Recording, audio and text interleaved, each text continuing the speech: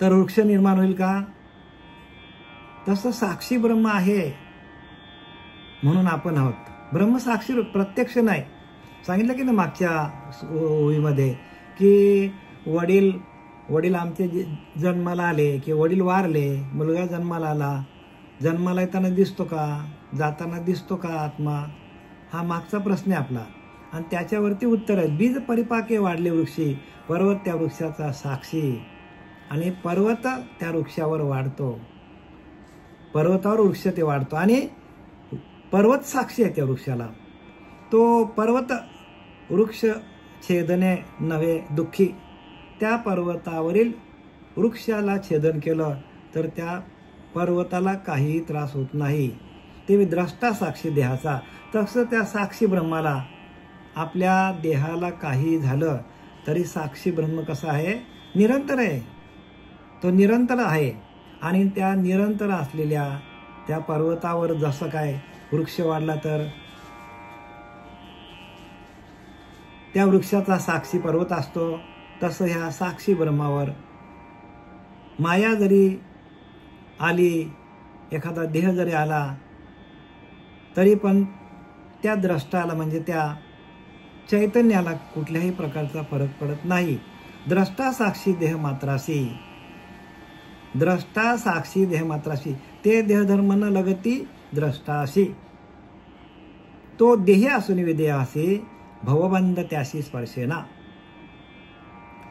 जो आत्मा देहाचा साक्षी आहे त्याला त्या देहाचे धर्म स्पर्श करत नाही. म्हणजे फक्त साक्षी रूपाने आहे. देहाने केलेले कुठलेही कर्म त्या द्रष्टाला म्हणजे त्या आत्म्याला लागत नाही.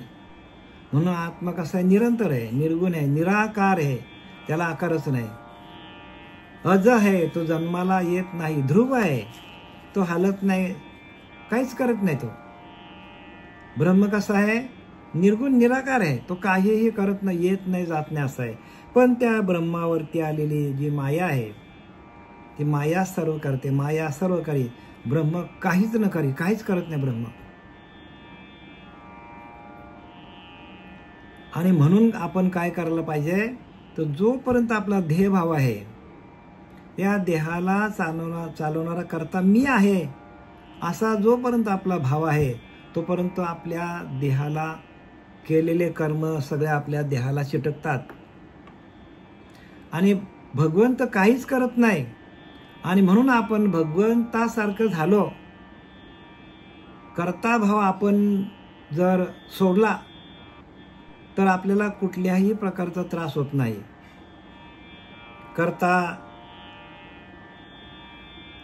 करता राम म्हणशी तेने तू सुखी होशील, लिहिले की नाही? करता श्रीराम म्हणशी तेने तू, करता मी म्हणशी तेने तू दुःखी कष्टी होशी.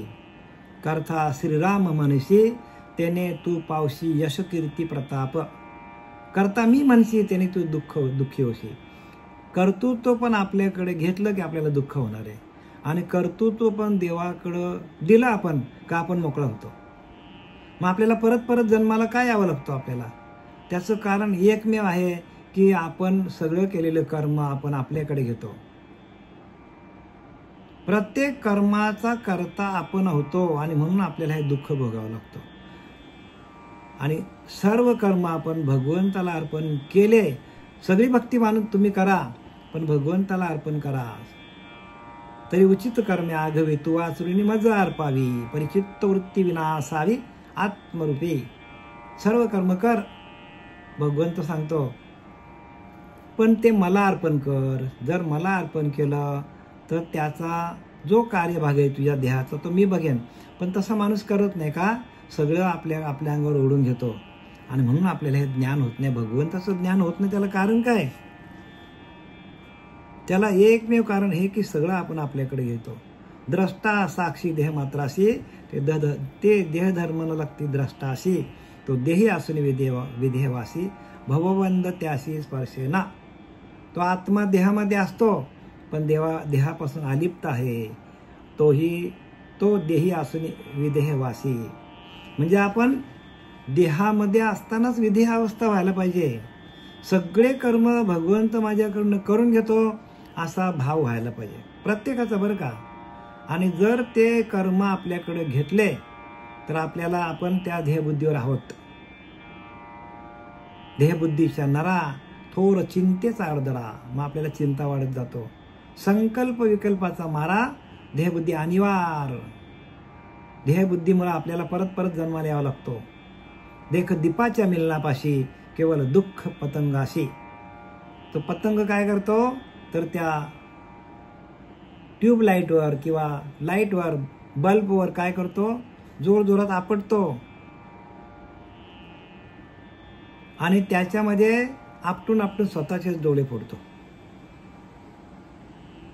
देख दीपाच्या मिलनापाशी केवळ दुःख पतंगाशी. तसं आपण काय करतो, ह्या देहबुद्धीला धरून आपण, म्हणून आपल्याला दुःख आहेत. तरी आलिंगन द्यावे तैशी देहबुद्धी. बघा, तरी आलिंगन द्यायला जातो. या देहबुद्धीला काय आहे, देहबुद्धी आहे म्हणून आपला जन्ममरण आहेत. देहबुद्धी सुटली आपल्याकडनं, आपण देहाचा निराश झाला की आपणच परब्रह्म आहोत, हे यातून यांना सांगायचं. तो देही असून विदेहा विदेवासी भवबंध त्याशी स्पर्शेना. आणि ज्याने देहामध्ये असतानाच त्या परमात्म तत्वाशी एकरूप झाला तर त्याला भवबंध स्पर्शेना, म्हणजे या मृत्यू लोकातलं कुठलंही बंधन त्याला स्पर्श करत नाही. म्हणून काय सांगितलंय, समर्थ रामदास सांगतात की देहबुद्धी जी आहे तीच आपल्याला त्रासदायक आहे. आणि देहबुद्धी घालवण्यासाठी आपल्याला संतांनी आपल्याला जी उपासना दिलेली आहे, ज्या आपल्याला अनुग्रह दिलेला आहे, त्याचं ध्यान दिलेलं आहे, ते ध्यान करता करता करता करता त्याच्याशी एकरूप झाल्यानंतर आपल्याला आपल्या देहाचा विसर पडतो. देहाच्या निरसने पाविजे त्या ठाया, म्हणजे देहाचा निरसन झाला की आपण त्या ब्रह्मस्वरूपाशी एकरूप होतो. देहाच्या निरसने पाविजे त्या ठाया.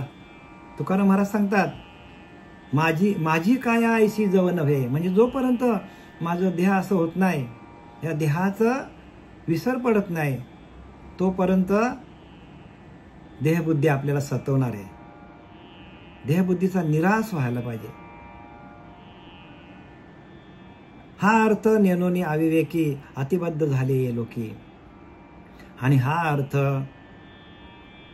त्या विवेकहीन लोकांना कळत नाही. नाथ महाराज सांगतात, जे विवेकहीन आहेत, विवेकहीन जे जन ते जाणावे पशु समान. तयांचे ऐकता भाषण परलोक कैसे. कसं काय परलोकाला जाणार आपण. विवेकहीन जे जन ते जाणावे पशु समान. मग जर आपल्याला हे साक्षी ब्रह्म काय आहे, आपण कोण आहोत हे कळत नाही, देहबुद्धी आपल्याला कळत नाही, आत्मतत्वाशी आपण एकरूप होत नाही, देहाचा निराश होत नाही, तोपर्यंत आपण कोण आहोत, आपणच प्राणी आहोत. म्हणून विवेकहीन जे जन ते जाणावे पशु समान, ते पशुसारखे आहेत. तयांचे ऐकता भाषण परलोक कैसे. मग आपल्याला फरक का पडत नाही लोकांचा. आपण प्रवचन ऐकतो, कीर्तन ऐकतो, कितीतरी वर्ष आपण श्रवण करतो, 20 वर्ष, 30 वर्ष, 50 वर्ष. मग आपल्यामध्ये बदल का झाला नाही. बदल न होण्याचं कारण काय, तर आपल्याकडे विवेक प्रगट होत नाही आणि आपण पशुतुल्य आपण वर्तणूक करतो. आपल्याकडे विवेक नाही. विवेकहीन जे जन ते जाणावे पशु समान. तयांचे ऐकता भाषण परलोक कैसे. मग परलोकाची प्राप्ती कशी होईल आपल्याला. परत परत आपल्याला ह्या मृत्यू लोकामध्ये जन्म घ्यावा लागेल. परत परत एकदा मेल्याने सुटेना जन्मोजन्मी यातना. आपणास मारी वाचवेना आत्महत्यारा. आपणच आपल्या आत्म्याचा घात करतो. का तर आपल्या देहाचा निराश होत नाही. एकदा मेल्याने सुटेना जन्मोजन्मी यातना. बघा, एकदा का मृत्यू आला का परत जन्माला या, परत मरा, परत जन्माला या, परत मरा. किती वेळा जन्म आहे, किती फजित आहे हो. आणि प्रत्येक जन्मामध्ये मरताना किती वेदना होतात त्याची आपल्याला कल्पना नाही अजून. जन्माला येताना वेदना किती आहेत आणि मरताना वेदना किती आहेत हे आपल्याला कळत नाही. आणि म्हणून माणसावर अनेक प्रसंग आले मोठे मोठे, अगदी मरेपर्यंत प्रसंग आले तरच माणसाला भक्ती मार्ग कळतो, अन्यथा कळत नाही. पण काही लोकांना एकदम मराला टेकल्यात तरी त्यांना भक्ती मार्ग कळत नाही. का तर ते गुरुने दिलेली उपासना करत नाही, गुरुच्या नामावरती श्रद्धा नाही, भाव नाही.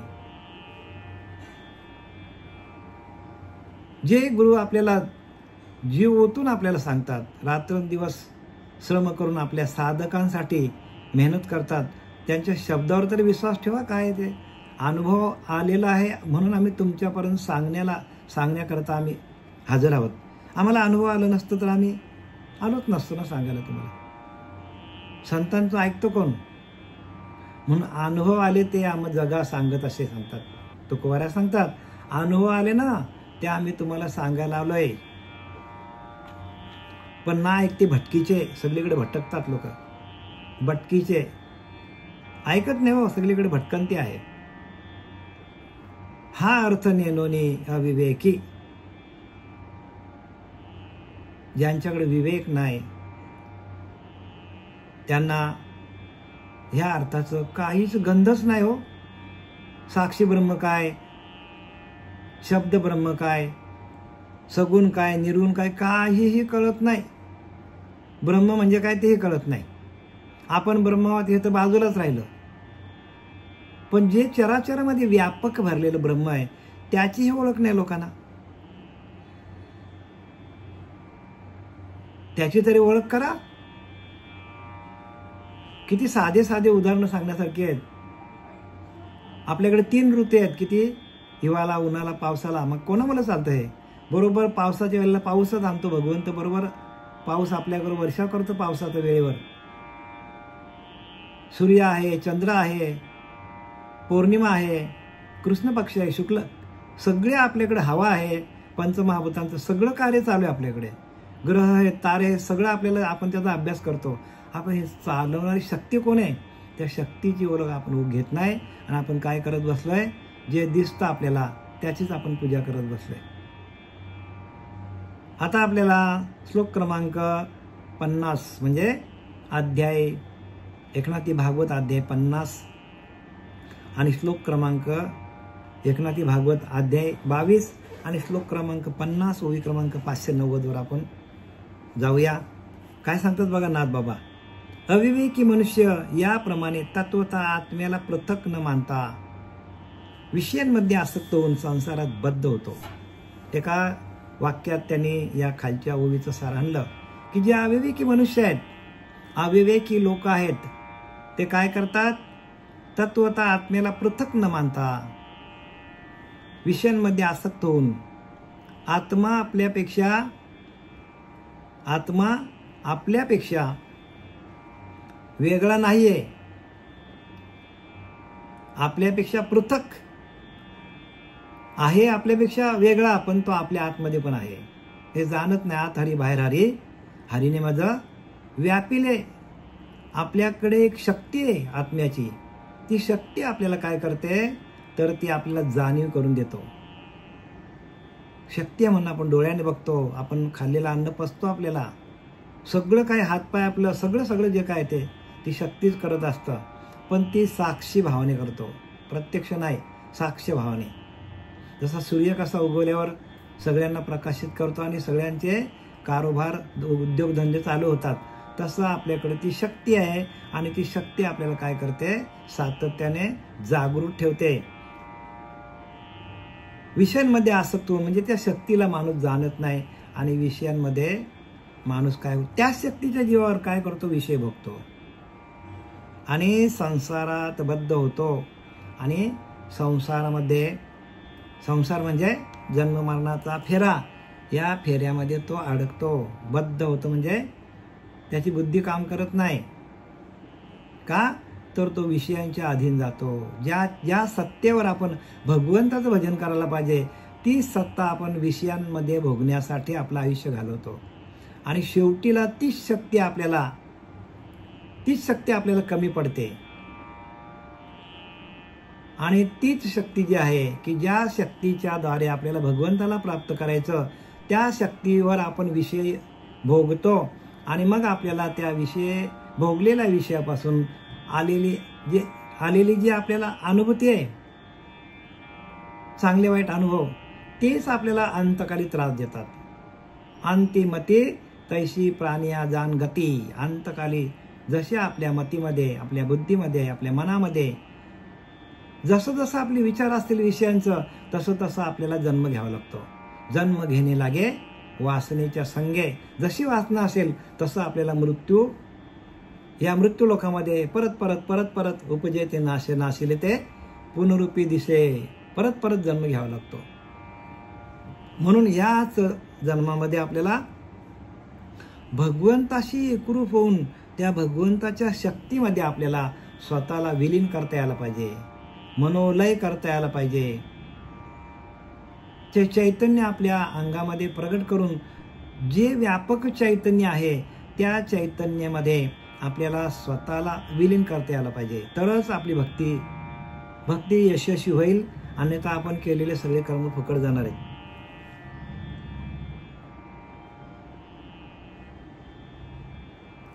कर्म करते पण आत्मशी सर्वता नाही जाणं. येथे आरतीचे निरूपण मागा संपूर्ण सांगितले.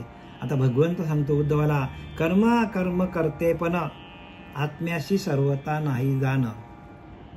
कर्म काय, अकर्म काय, करते पण काय, ह्या आत्म्याचं याच्याशी काही संबंध नाही. जसं आता वीज आहे, या वीज काय करते, वीज फक्त काय करते, शक्ती देते. पण ती शक्ती आपण कशासाठी वापरायचं?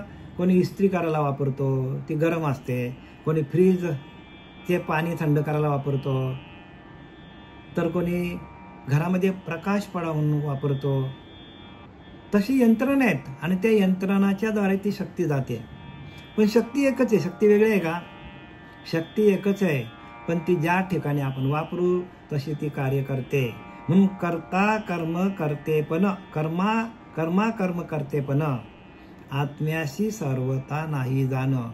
करते पण आत्म्याकडे नाही, आत्मा काहीच करत नाही. जशी शक्ती काहीच करत नाही, फक्त आपल्याला काय करते, तर ती सप्लाय द्यायचं काम करते. म्हणजे आपल्यामध्ये ती शक्ती देण्याचं काम करतं.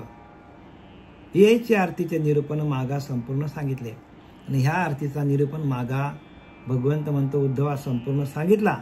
आत्मा नातळे तिन्ही गुण, देही देहातीत जाणं, प्रकृती वन पुरुष भिन्न, हे निजात्म ज्ञान जो नेणे.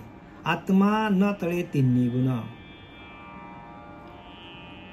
पण आत्म्याचे हे गुणातीत, देहातीत, प्रकृती निक्षेप असे स्वतंत्र स्वरूप तो जाणत नाही. का बद्ध झालाय तो माणूस? तर आत्म्याचे 3 गुण आहेत. आत्म्याला 3 गुण आहेत आणि तो कसा आहे, गुणांच्या पलीकडे आहे. 3 गुण या देहाला आहेत, पण तो गुणांच्या पलीकडे आहे. गुण कोणाकडे आहेत? प्रकृतीकडे आहेत. आणि आत्म्याला कोणताच गुण नाही. आत्मा कसा सांगितले? निर्गुण सांगितले, निराकार सांगितले. मग आपल्याला आकार आहे, प्रत्येक वस्तूला आकार आहे. आणि परमात्मा निराकार आहे, निरावयव आहे, त्याला अवयवच नाही. आपल्याला अवयव आहेत. मग आपल्याला काय करावं लागेल? आपल्याला तसं तुका म्हणे अंगी व्हावे ते आपण, आपल्याला तसं व्हावं लागेल, तरच आपल्याला कळेल. म्हणून इथं काय लिहिलंय की आत्मा न तळे तिन्ही गुण, म्हणजे आत्म्याला तिन्ही गुणांचं काहीही संबंध नाही, कारण तो निर्गुण आहे, निराकार आहे. ब्रह्म कसा आहे? ब्रह्म निर्गुण आहे, निराकार आहे. आणि आपण काय करतो? आपण आकाराची पूजा करतो. आपण आकाराची पूजा करतो ना. ब्रह्म कसा आहे? निर्गुण आहे, त्याला आकारच नाही, तो निराकार आहे. आणि म्हणून निराकार आहे ना, अव्यक्त निराकार नाही ज्या आकार, तेथून चराचर हरीशी भजे. ज्ञानोबरांनी लिहिले की नाही? अव्यक्त निराकार, बघा अव्यक्त आहे, तो निराकार आहे, निसंग आहे. मग आपण आत्म्याचं भजन करायला पाहिजे. आणि आत्म्याचं भजन कसं आहे तर ते निर्गुण निराकार आहे. आणि सगुणाचं भजन कसं आहे, जे जे आपल्याला जे जे दिसेल, आपल्याला जे जे दिसतं आपल्याला वस्तू, त्या वस्तूंची आपण पूजा करतो. म्हणजे आपल्याला मूर्त्या दिसल्या, आपल्याला फोटो दिसलं, त्यांची आपण पूजा करतो. मग ते करू नये का, करा. पण जोपर्यंत भगवंत काय सांगतो की मी निर्गुण निराकार आहे, मी आकार नाही, मग आपण आकाराची पूजा करतो. मग आपलं चुकतो का बघा, ज्याचं त्याने घ्या. भगवंत म्हणतो मी निर्गुण आहे, माझ्याकडे कुठलाच गुण नाही, आपल्याकडे गुण आहेत, आणि निराकार आहे, मला आकारच नाही, आणि आपण आकाराची पूजा करतो. मग आकाराची पूजा करता करता निराकाराकडे जायला पाहिजे. मग नंतर आकार बंद होतो.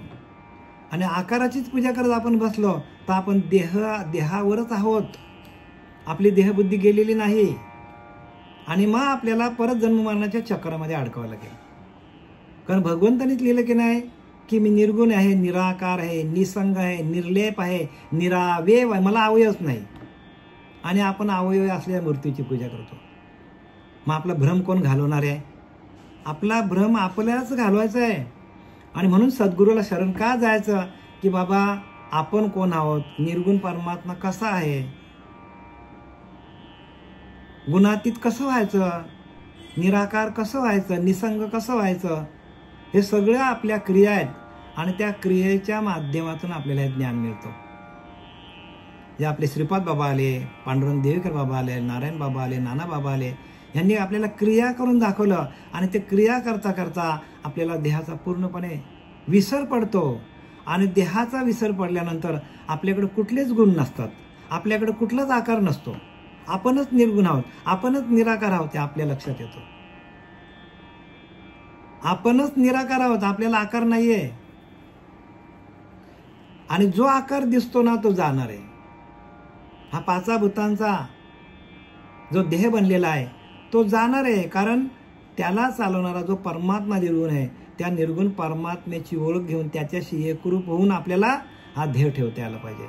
आणि जर आपल्याला तसा देह ठेवता आला नाही आणि आपण या देहाला धरून बसलो तर आपल्याला परत जन्माला यावं लागेल. आणि मग एका एका योनी कोटी कोटी फिरा. मांजराच्या जन्माला कोटी वेळा जन्माला यावं लागेल, कुत्र्याच्या जन्माला कोटी वेळा जन्माला यावं लागेल, माशांच्या जन्माला कोटी वेळा जन्माला यावं लागेल.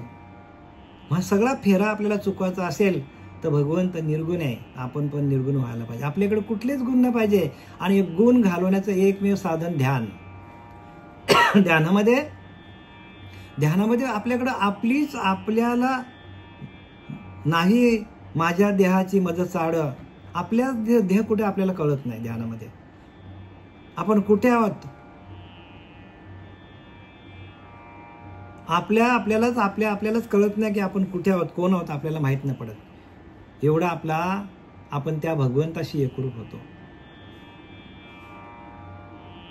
आणि त्या भगवंताशी एकरूप झाल्यानंतर आपल्याला त्याची अनुभूती येते की आपण निर्गुण आहोत का निराकार आहोत. कुठलेच गुण नसतील तेव्हा आपण निर्गुण आहोत. आणि आपल्याला जो आकार आलेला आहे त्या आकाराला चालवणारा निराकार आपल्या हातात आला तर आपला आकार पण नष्ट होतो. आणि इथंच तर गडबड आहे सगळी ना. आणि काय सांगितले ते,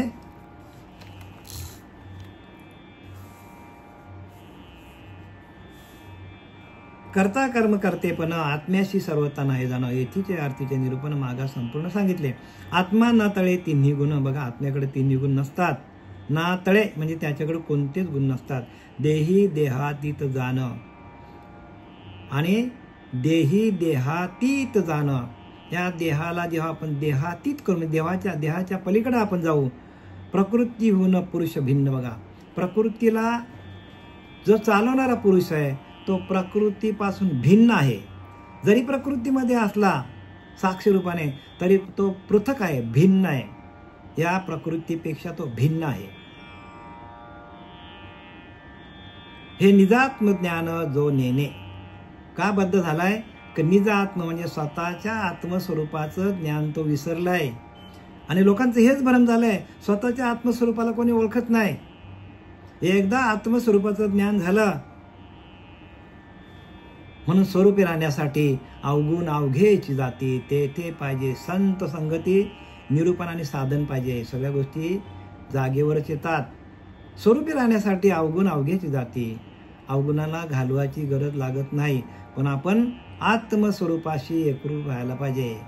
परंतु तेथे पाहिजे संत संगती, संतांची संगत पाहिजे. आणि हे निरूपण पाहिजे. आम्ही सांगतो हे निरूपण पाहिजे बरं का, बाहेरचं नका घेऊ. बाहेर ब्रह्मज्ञानाचा उपदेश कोणीच सांगत नाही. आपल्या संसाराच्याच गोष्टी सांगतात सगळेजण. स्वरूपी राहण्यासाठी अवगुण अवघेची जाते, परंतु तेथे पाहिजे संत संगती, निरूपण पाहिजे आणि साधन पाहिजे. आपल्याला जे दिलेलं साधन आहे ना, भगवंताशी एकरूप कसं व्हायचं ते साधन करा. करा रे बापानो साधन हरीचे, झनी करणीचे करू नका. जेणे नय जन्म यमाची यातना, ऐशी या साधना भजा काही. ज्याने यमाची यातना येणार नाही, ज्याने परत जन्माला येणार, अशी साधना भरा, अशी साधना करा. जेणे नय जन्म यमाची यातना, ऐशी या साधना भजा काही. अशी साधना घ्या की आपण परत जन्माला येणं नाही, यमाच्या ताब्यात आपण जाऊ नये तावडीमध्ये. अशी साधना करा.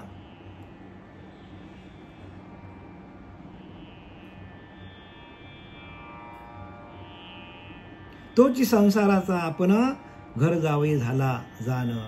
आणि आपण या संसाराचा आपण घर जावई झालंय का? आपल्या संसाराला काय केलंय? आपल्या घरामध्ये, या संसाराला आपण काय केलं? घरामध्ये आपण स्थान दिले या संसाराला. म्हणजे काय? या देहाला आपण त्या जन्म मरणाच्या फेऱ्यामध्ये ढकलले. आपण परत जन्माला येणं, परत मरणं, परत जन्माला येणं. म्हणता येत तोच संसाराचा आपण घर जावी झाला जाणं. देहाभिमानाशी संपूर्ण एकात्मपण मांडले. आणि हे कशामुळे झालंय? तर देहाचा अभिमान आहे. देहाच्या अभिमानामुळे आपल्याला हे सगळं त्रास होतो. देहाशी अभिमानाने पूर्ण ऐक्य झाले आहे. म्हणजे देहाच्या अभिमानाशी आपण एकरूप झालोय. देहाभिमानाला आपण धरून चाललोय. म्हणून देहाचा अभिमान गेला की आपणच परब्रह्म आहोत. अभिमान गेला तुका म्हणे देव झाला, लिहिले का नाही? देहाचा अभिमान जायला पाहिजे. आणि देहाचा अभिमान जाण्यासाठी आपल्याला साधनाच करावं लागेल. साधनरूपी भक्तीच्या युक्ती आहेत हो. युक्तीनं आपल्याला जावं लागेल. आणि आपण जर युक्ती आपण बाळगली नाही तर मग कोणी बा कोणाचे केले, ज्याचे त्याने अनहित केले. आपणच आपला अनहित करतो, दुसरा कोण नाही ते बरं का. म्हणून समजून उमजून विवेकातून, त्या वैराग्यातून आपण ज्ञान घ्या. विवेक आणि वैराग्य तेच जाणीचे महत्भाग्य. ज्याला विवेक काय कळतो, वैराग्य काय कळतो, आणि तेच महत्भाग्य आहे.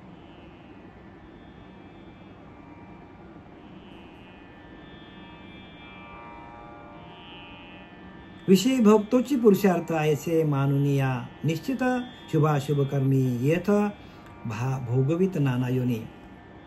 प्रत्येक माणूस आपल्या यौवनामध्ये आल्यानंतर विषयी भोग तोच पुरुषार्थ काय समजतो? विषय भोग घेणं हाच पुरुषार्थ समजतो. म्हणजे सगळे विषय प्रबल मधांधपाने भोगतो माणूस, आणि त्याला तो पुरुषार्थ समजतो. अंग बळे, द्रव्य बळे, सत्ता बळे मधांधपाने भोगिते. सुख सुख म्हणते परंतु ते दुःख भोगिते. समर्थ रामदासाने लिहिले. अंग बळे, द्रव्य बळे, सत्ता बळे. बघा, अंगाच्या बळाने शक्ती म्हणून माणूस काय करतो? विषय भोगतो. द्रव्य बळे, पैसा म्हणून वाटेल तिकडे जातो माणूस, पाहिजे तो विषय भोगतो. द्रव्य बळे, सत्ता बळे, सत्ता आली तर सांगायलाच नको. मग मधांधपणे म्हणजे आंधळेपणाने माणूस भोगतो. सुख सुख म्हणताच मरती ते, मरून जातील दुःख भोगिता. सुख सुख म्हणता मेले दुःख भोगिता. ते सुख आहे पण ते दुःख आहे सांगतात. आणि हा पुरुषार्थ सांगतात. हा पुरुषार्थ नाही बरं का. पुरुषार्थ म्हणजे आपण या जन्माला येऊन त्या परब्रह्माचा आत्मसाक्षात्कार होणं, याला पुरुषार्थ म्हणतात. पुरुषार्थ सिद्धी चौथी घेऊन आपल्या हाती, म्हणजे धर्म अर्थ काम आणि मोक्ष, मोक्ष ही हा पुरुषार्थ आहे. ह्या नरदेहाला येऊन आपण मोक्ष मिळवणं, पुरुषार्थ सिद्धी. चौथी, घेऊन आपल्या हाती रिगाला भक्तिपंथी जगा देत असे. जगाला वाटच सुटलाय. मोक्ष एकदा आपल्या हातात आला म्हणजे या देहामध्ये असतानाच विधेय, देहीच विधेयी होणे, करून काहीच न करणे, जीवमुक्ताची लक्षणे. जीव मुक्त जाणते बघा, जीव मुक्त ह्या देहामध्ये असतानाच ते मुक्त झाले. जन्ममरणाचा फेरा त्यांनी चुकवला, या देहामध्ये असतानाच चुकला त्यांचा. असे ते साधू संत, आणि अशा साधू संतांचा सहवास आपल्याला झाला तर आपणासारखे करीत तात्काळ, आपल्यासारखे करतात ताबडतोब, नाही काळ वेळ तया लागे. एवढी संतांकडे ताकद आहे, संतांकडे शक्ती एवढी. ह्याच काळी, ह्याच जन्मी, ह्याच काळी संसारी होईजे निराळे, मोक्ष पाविजे निश्चळे, स्वरूपाकारे. त्या स्वरूपाशी आपण एकरूप होणं, निश्चय झाल्यावर आपण स्वरूपाशी एकरूप होतो. ह्याच जन्मी, ह्याच काळे, ह्याच जन्मी संसारी होईजे निराळे. म्हणजे जन्ममरणाच्या चक्रातून वेगळे व्हा, ताबडतोब, आत्ताच लगेच जन्ममरणाचा फेरा चुकवा. पण मोक्ष पाविजे निश्चळे, आपल्याला निश्चय व्हायला सांगितलंय.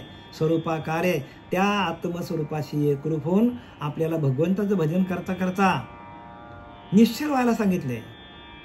आत्मस्वरूपाशी एकरूप होऊन आपल्याला निश्चय व्हायला सांगितले, आणि निश्चय झाला तरच आपल्याला मोक्ष आहे. विषय भोगतोची पुरुषार्थ ऐसे माननीय, निश्चित शुभाशुभ कर्मी येथ भोगवित नाना योनी. अनेक योनीमध्ये आपल्याला भोग भोगावे लागतात. विषयांचे भोग आपण भोगतो, पण प्रत्येक जन्मामध्ये आपल्याला बिल येतात. आपल्याला प्रत्येक विषयांचा आपल्याला बिल येतो, आणि आपली ही गाडी भंगारात निघते. नंतर एकदा काही गाडी उतरणी आली आणि जर तिचे टायर घासले तर ती कधी उतरेल, कारण ब्रेक लागत नाही. नंतर गाडी उतरणीला आली, मग आपल्याला सगळी जे काय आयुष्यामध्ये माणसाने जे काय कर्म केलेले असतात त्या कर्माची बिलं अंतकाली येतात आपल्याला. आणि मग आपली गाडी उतरणीला आली तर ब्रेक लागत नाही, कारण टायर घासलेले असतात सगळे. धाडकन जाऊन आपटतो. मग कोणाचा अपघात काय होतो, मग कोणाचा. आयुष्यामध्ये प्रत्येकाच्या जीवनामध्ये कुठलाही प्रसंग येऊ शकतो, पण तो प्रसंग आपल्या कर्मानुसार येतो. केले कर्म झाले तेची भोगाले, उपजले मेले ऐसे किती, संत सांगतात. केले कर्म झाले तेची भोगाले, उपजले मेले ऐसे किती. म्हणजे आपल्याला संत सांगतात, पण आपल्या टाळक्यात ते घुसत नाही. याला कारण काय, आपल्याकडे असलेलं पाप. आपल्या अंतःकरणामध्ये पाप भरलेला आहे. मन, बुद्धी, चित्त आणि अहंकार सगळं आपल्याकडे पापच आहे. मनाकडे पाप आहे, बुद्धीकडे पाप आहे, चित्ताकडे तर विचार, चित्तामध्ये संपूर्ण प्रपंचच भरलाय. माणसाला असं वाटतं की आपण अमरच आहोत, अमरत्वाचा पट्टा माणूस बांधून आला. अरे पण कुठल्या क्षणाला या फ्यूज उडेल माहीत पडू शकत नाही आपला. पण त्याची चिंता माणूस करत नाही. का तर जाण्याच्या आधी आपलं नामस्मरण, भगवंताचं नामस्मरण असलं पाहिजे. आणि ते एक क्षण पण रिकामा अर्ध घडी राहू नको सांगितले. सर्व सुख ल्यालो, सर्व अलंकार, आनंद निर्भर डुलत अशी अवस्था व्हायला पाहिजे. सर्व सुख आपल्या त्या भजनामध्ये, सर्व अलंकार. अलंकार म्हणजे आपल्या द्वैतातले अलंकार नाही बरं का. अलंकार म्हणजे त्या नामाचे अलंकार आहेत, भगवंताच्या नामस्मरणाचा अलंकार. तो आपल्याकडे दागिना असला पाहिजे. हे दागिने काय, आणि तो एकदा दागिना आपल्या गळ्यात आला तर आपल्या गळ्यातून अखंड भगवंताचं नामस्मरण चालू होतं. अखंड, बरं का, एक सेकंद पण थांबत नाही. आपल्याला नाम घ्यायची गरज लागत नाही. मज माझी झाल्या अनावर वाचा, छंद या नामाचा घेतला असे संत सांगतात. आणि त्या अवस्थेला ज्ञान म्हणतात. तो बाकी हे काय पूजाच्या काय, हे काय अज्ञानी लोकांचं काम आहे. त्याच्यासाठी गुरु कशाला पाहिजे. जा मूर्त्यांची पूजा करा, मंदिरात जा, तीर्थाला जा, त्याच्यासाठी गुरु पाहिजेच कशाला. गुरु तेवढ्यासाठी करायचं की गुह्य ज्ञान आहे, आणि गुह्यातल्या गुह्य ज्ञानाकडे जाण्यासाठी संत येत असतात. संत कशाला येतात?